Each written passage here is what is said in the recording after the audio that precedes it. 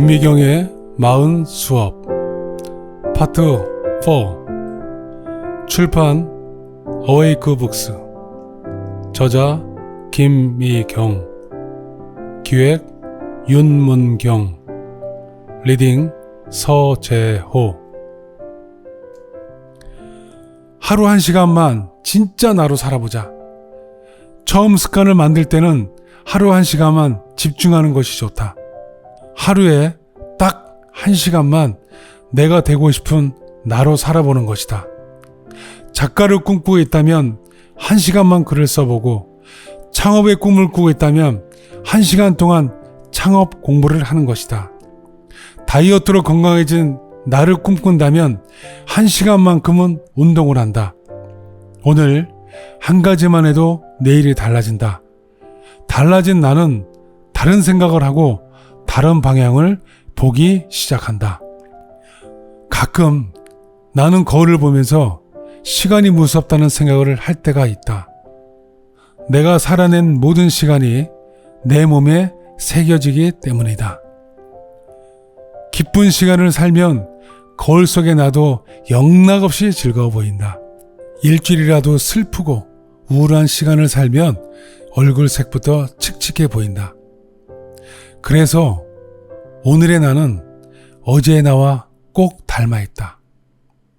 삶이 희망적인 이유는 오늘을 바꾸면 내일이 달라지기 때문이다. 나를 바꾸고 싶다면 오늘 하루에 집중하자.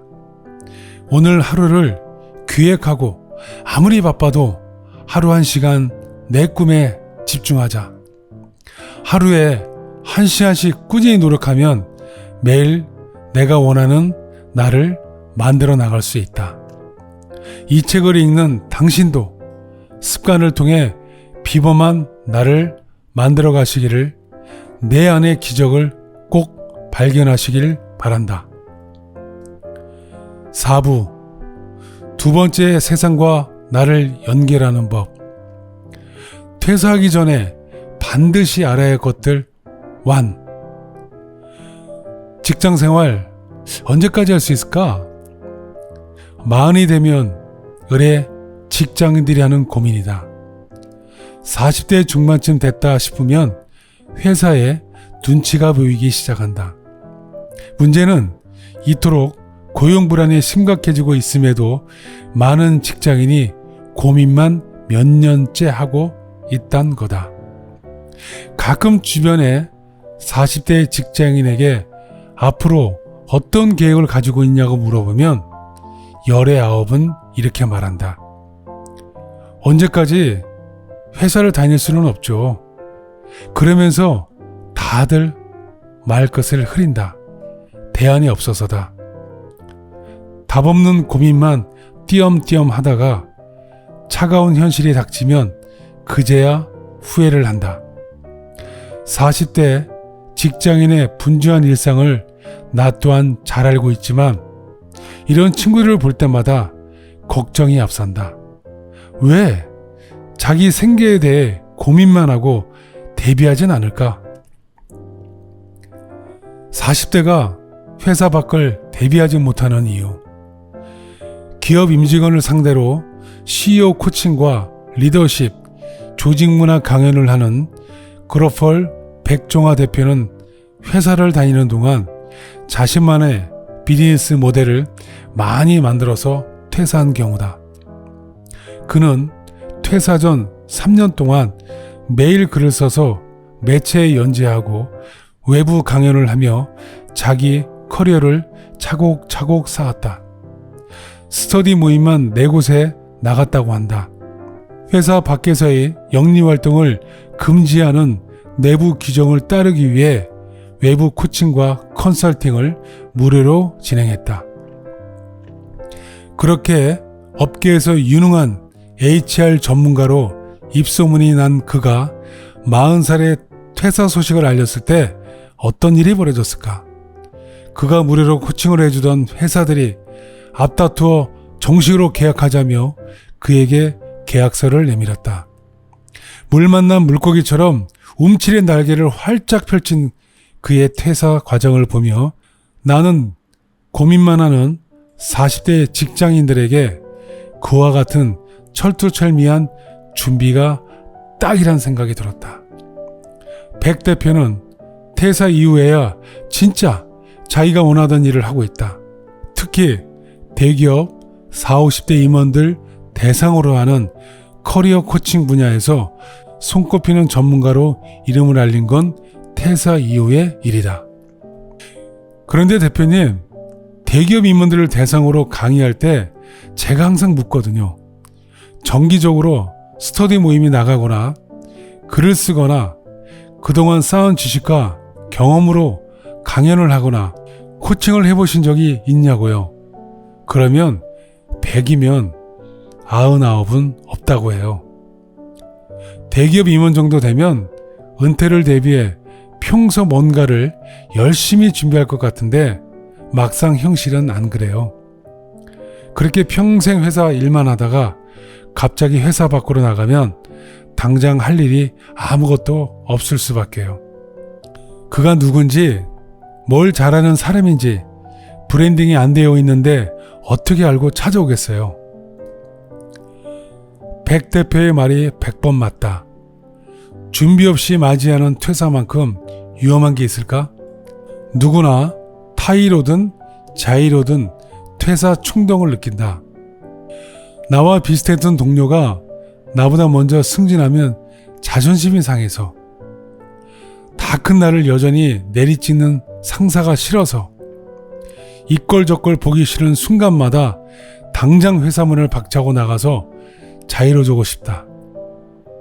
육체의 에너지도 줄어드는 나이여서 몸이 고장난 것처럼 아프거나 과중한 업무가 지속되어 번아웃이라도 오면 퇴사를 심각하게 고민하지 않을 수 없다.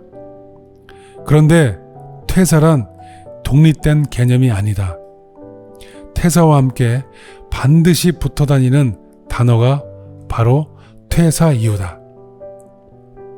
40 넘어 이직이 쉽지 않거나 더 이상 남 밑에서 일하고 싶지 않고 내가 쌓아온 경험과 전문성을 가지고 세상과 승부를 보겠다는 자신만만한 사람들은 사업을 진지하게 고민하기 시작한다.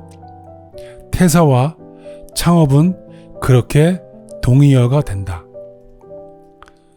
이렇게 자연스러운 한 쌍인데도 사람들은 의외로 회사를 다니는 동안 사표는 가슴속에 품고 다니면서 퇴사 이유에 대한 고민을 뒷전으로 둔다. 직장 생활과 창업 준비를 병행하는 게 생각보다 쉽지 않기 때문이다. 직장에서 40대가 되었다면 대부분이 팀을 맡아 리더 역할을 하고 있고 당장 성과를 보여야 하는 위치에 있기 때문에 자신을 혹사시키는 경우가 적지 않다. 지금 당장 해결해야 할 골치 아픈 문제가 매일같이 발생한다. 그러니 내 개인 프로젝트를 할 시간은 늘 부족하고 속도도 안 난다.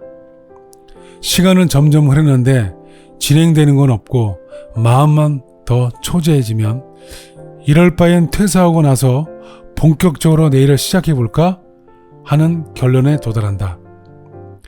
게다가 많은 자기계발서에는 창업의 동의서가 도전이라고 하지 않나? 머릿속에 도전만 박혀 있으니 리스크를 안고 시작하는 건 어찌 보면 합리적이기까지 하다. 퇴사 전 임대 마인드를 갖자. 회사를 다니면서 창업을 준비한다는 게 좀 미안해서요. 아직도 인생의 쓴맛보다 조직의 쓴맛에 더 익숙한 40대 직장인들은 이런 걱정을 한다. 그런 분들에게는 임대 마인드를 가지라고 조언해주고 싶다. 100세 시대를 살아가면서 우리는 나의 가장 젊고 능력 있는 시간을 회사에 임대한다. 내가 회사에 고용된 것이 아니라 나를 회사에 임대했다고 생각해도 좋다. 능력 있는 나를 회사에 10년 넘게 장기 임대했으니 이제는 서서히 다이렉트 임대로 전환할 준비를 해야 한다. 세상에 나를 다이렉트로 임대하는 것이 창업이다. 당신의 마음이 머뭇거리는 이유, 퇴사 이유를 대비하지 않은 큰 이유 중 하나도 현실을 몰라서가 아니다. 냉철한 임대 마인드 대신 오랜 시간 고용 마인드로 살아왔기 때문에 주저한다는 것을 나는 40대 직장인들을 만나면서 알게 되었다. 회사와의 의리는 다니는 동안만 최선을 다해 지키면 된다. 만일 당신의 임대 기간이 거의 끝나간다고 생각한다면 지금부터 준비해도 늦지 않다. 이제 그동안 쌓은 경험과 실력을 세상에 직접 임대할 시간이 다가오는 것이다. 어차피 100세 시대를 산다면 언젠가 한 번은 세상에 나를 직접 던져야 한다. 세상에 어떤 가치를 던질 것인가? 나를 어떻게 세상에 내던질 것인가? 임대 마인드로 나를 다시 돌아보자. 그리고 준비해보자. 준비되지 않으면 재임대는 절대 불가능하다. 세상에 나를 먹여 살리는 일만큼 진심으로 성실해야 하는 일은 없다. 퇴사 전에 반드시 알아야 할 것들 2. 유튜버 신사임당으로 잘 알려진 주원규 PD는 방송국에서 일할 때를 너무나 불행했다고 회고하곤 한다. 많은 직장인들이 그에게 공감을 보낸다. 그는 상명하복의 조직 문화와 술자리 등 조직 생활 자체가 체질적으로 안 맞는 사람이었다. 회사에 출근하는 게 죽기보다 싫었지만 처자식이 있는 가장이라 함부로 회사를 그만둘 수 없었다. 그런 그가 퇴사하고 싶은 스스로를 설득하기 위해 매일 쓰고 업데이트한 게 회사를 그만두면 잃는 7가지였다. 회사를 그만두면 잃는 7가지. 첫째, 당연히 월급이다. 매달 들어오던 월급이 사라진다. 그는 자신과 아내가 한 달에 얼마를 쓰는지부터 꼼꼼하게 따져봤다고 한다. 이 돈이 사라져도 정말 괜찮은지 스스로에게, 그리고 이 사실을 감당해야 할 아내에게 솔직하게 터놓고 물어본 것이다. 둘째는 인맥이다. 지금까지는 잘 나가는 방송국 PD 명함으로 비즈니스 파트너를 만날 수 있었지만 회사를 그만두면 내 이름 뒤에 붙는 수식어가 사라진다. 프리랜서들이 직장인에게 가장 불안한 것이 명함인 이유다. 셋째는 분업이다. 회사에서는 내가 맡은 일만 잘하면 되지만 회사 밖에서는 모든 일이 내 책임이 된다. 회사에 있으면 법적 문제는 법무팀에, 마케팅 고민은 마케팅 팀과 얼마든지 상의할 수 있지만 혼자 하면 이 분업들이 전부 다 내 주머니에서 나가야 할 비용으로 돌아온다. 넷째는 신용이다.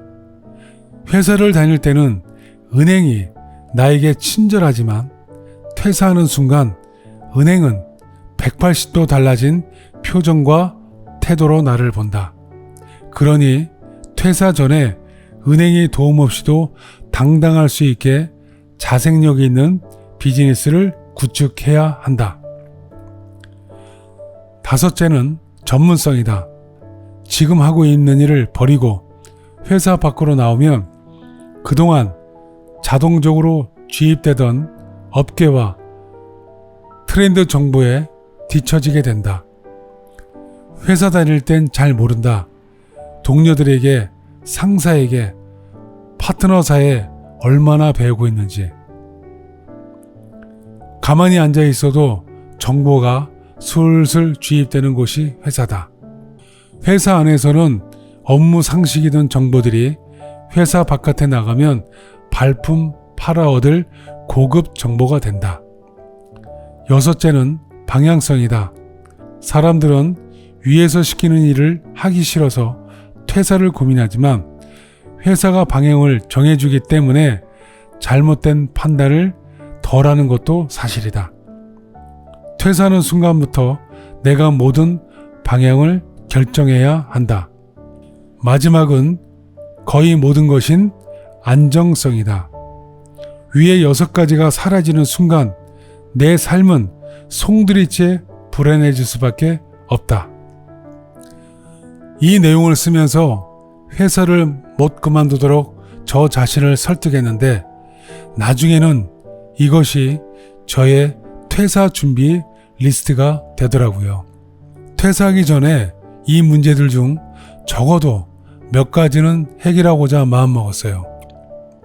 결국 회사에 다니면서 부업으로 렌털 스튜디오를 열었고 월급보다 더 많은 수익을 낸 이후에 회사를 그만뒀죠.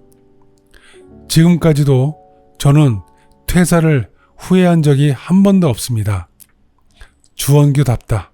그의 꼼꼼하고 치밀한 퇴사 준비 과정을 들으면서 40대의 퇴사는 바로 이래야 한다는 생각이 들었다. 대충 생각하면 퇴사 후에 잃을 것들이 구체적으로 안 보인다. 한 달에 내가 쓰는 돈도 대충 보면 얼마 안 되는 것 같지만 막상 하나하나 적어보면 늘 예상을 훌쩍 뛰어넘는다. 불황을 기회로 만드는 3가지의 힘. 금리를 따라잡는 나라는 고금리 상품. 모든 기회는 기회가 될 수 있다. 부자들은 이 기회를 절대 놓치지 않는다. 남들이 막힌 곳만 보고 있을 때 부자들은 뚫린 곳을 반드시 찾아낸다. 막힌 것처럼 보이는 상황만 보고 지레 겁먹지 말라는 뜻이다. 어차피 경제라는 것은 파도처럼 늘 요동친다. 올라가면 내려오고 내려왔다 싶으면 다시 올라간다. 좋았다가 나빴다가를 수없이 반복하는데 그때마다 통장 잔고를 보며 좌절하고 멈출 수만은 없다. 싸워보지도 않고 백기부터 들 수는 없다. 그렇다면 조금 더 능동적인 솔루션을 찾는 건 어떨까? 내가 찾은 첫 번째 솔루션은 숫자에 겁먹지 말고 오른 만큼 더 벌어서 금리를 따라잡는 것이다. 요즘 내 주변 사람들은 고금리 예적금 상품에 대한 관심이 대단하다.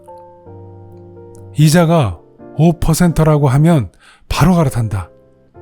그렇다면 고금리 상품만 찾아다닐 게 아니라 나를 고금리 적금 상품이라고 생각하면 안 될까? 만약 내가 움직여서 지금 버는 돈의 5%만 더 벌 수 있다면 이보다 높은 금리가 없다. 요즘은 건물임대 수익률도 5%가 안 된다. 매달 50만 원씩 꾸준히 추가 수익을 낸다면 나는 몇 억짜리 건물이나 다름없다. 불황일 때 버는 돈은 호황일 때 버는 돈의 3배 역할을 한다. 자존감과 자신감까지 계산하면 그 이상이다.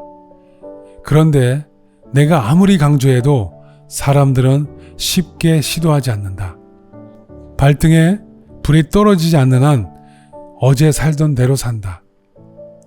돈 버는 것 자체가 엄청난 스트레스를 동반하는 일이기 때문이다. 그런데 어차피 5%의 금리 때문에 힘들다면 돈이 없어서 힘든 것보다 돈을 버느라 힘든 게 훨씬 낫지 않을까? 불황일 때는 모든 것이 위축된다. 돈만 위축되는 것이 아니라 마음까지 저절로 위축된다. 그러니 호황일 때보다 더 용감해지고 남보다 자신감을 갖고 한 번 더 덤벼야 한다.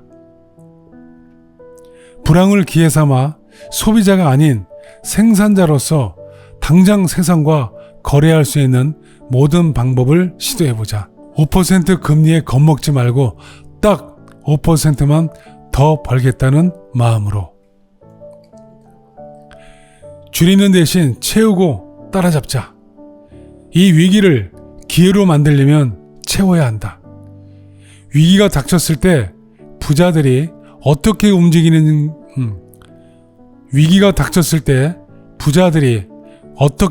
움직이는지를 보면 길이 보인다. 경기가 안 좋아서 기업들이 속도를 늦출 때마다 오히려 성황을 이루는 곳이 있다. 바로 MBA 코스다.